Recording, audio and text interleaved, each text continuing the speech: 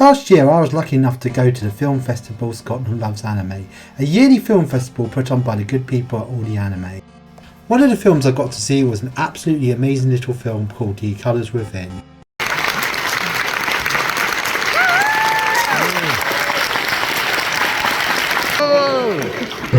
As you can see, the director and the main composer was here to answer questions. But before we hear more from them, here is my personal review of The Colours Within.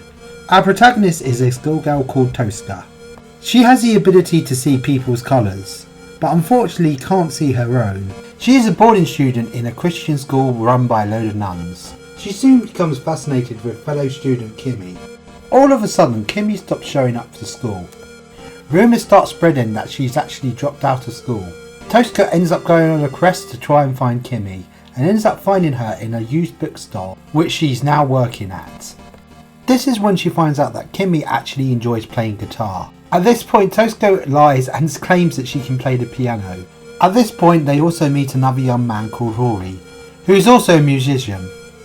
He plays the theremin, you know that thing the old Star Trek theme song was played on? Heck, I think the Doctor Who theme song was also played on it.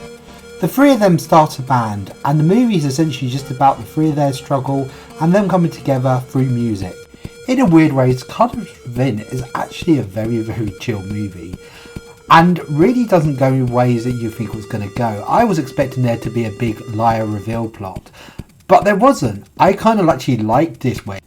This led to a really interesting growth of character plot, which I think was way better than a really cliched, oh my god, you're a liar, how dare you. It actually reminded me a lot of one of the plots I really did enjoy from Blue Giant, what was also released by All the Anime last year.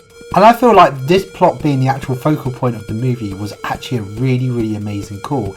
And even though I do feel like this movie is a very chill movie, when you have a nice wholesome plot like this as the centre, it really does give some beef to the movie and made it really enjoyable. I will also say the animation in this movie was pretty much flawless.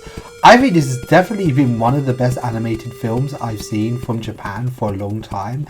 I could see absolutely no use of 3D. Not saying it wasn't there somewhere, but they did extremely well to disguise it. As I said, I really did enjoy Blue Giant last year, but there were a few scenes that unfortunately they did use a lot of CGI models and did kind of take me out of the movie. The other thing I absolutely loved about this movie was the soundtrack. And really, the soundtrack has to be really good in a movie about music. There are many absolutely amazing original pieces. But for me, I think the highlight of the film is a really amazing cover of Born Slippy, made famous from the movie Trainspotting. Okay, here we go.